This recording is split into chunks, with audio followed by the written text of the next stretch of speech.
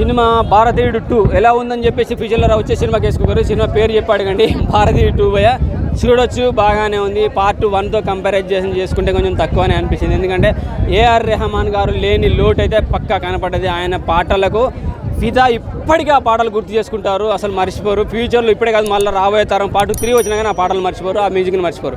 So బీజం పరంగా, cinema పరంగా అనిరుద్ ఈ సినిమాకు కొట్టాడు. కానీ ఇంతకుముందు కమల్ హాసన్ గారి సినిమాలకి ఎంత బీజం ఉందో అంత అయితే లేదు.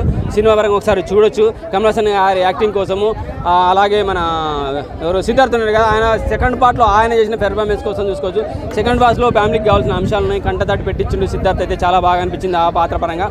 అలాగే రకుల్ ప్రీత్ ఇంకో హీరోయిన్ని జస్ట్ ఒక ఫ్రెండ్ క్యారెక్టర్ లాగా ఇచ్చారు, నార్మల్గానే ఉన్నాయి. వాళ్ళ పెద్ద ఎఫెక్ట్ ఏం సినిమా పరంగా వాళ్ళకి ఏం పెద్ద ఎఫెక్ట్ కాలేదు, వాళ్ళకి మైనస్ కాలేదు, సినిమా కూడా ప్లస్ ఏం కాలేదు.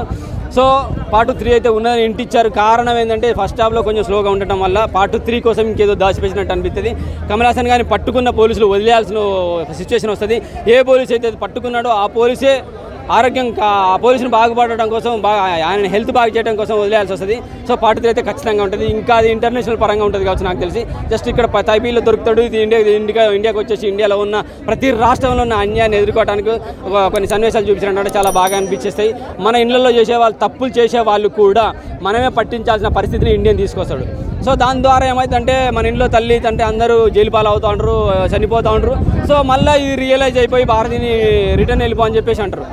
తప్పు చేసే వాడి కోసం హ్యాష్ట్యాగ్ పెట్టి పలానా తప్పు చేస్తున్నాడని హల్చల్ చేస్తారే, వైరల్ చేస్తారే, వాడిని జైలుకి వెళ్ళేదాకా చేస్తారే.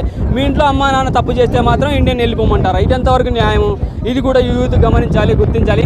అయితే పెద్ద కుటుంబాల వారికి, ఆ యువతకైతే బాగా తగులుతుంది, ఎస్టోకి తగులుతుంది. ఎందుకంటే పెద్ద కుటుంబాల వాళ్ళ బంగారు స్థానంలో బంగారు రూపులు, బంగారు పేడ్లు, బంగారు పల్లెలు, బంగారు బాత్రూమ్లు ఇలా ఉంటాయి కదా.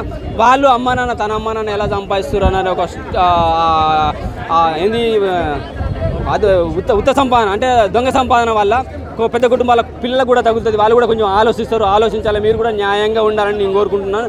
వాళ్ళకి తగిలే స్ట్రోక్ ఏ రేంజ్లో ఉంటుందో ఫ్యూచర్లో అయితే మనకు తెలియదు. సో సినిమా పరంగా అయితే కమల్ హాసన్ గారి, సిద్ధి గారి యాక్టింగ్ కోసం, జస్ట్ డైరెక్షన్ కోసం చూడాలి. బీజిఎం పరంగా పెద్దగా అనిపించాలి. సినిమాకి ఎంత కావాలో అంతే ఇచ్చారు భయ్య. నేనైతే ఒక 2.5 పాయింట్ ఇస్తాను 5కి. Thank you very much.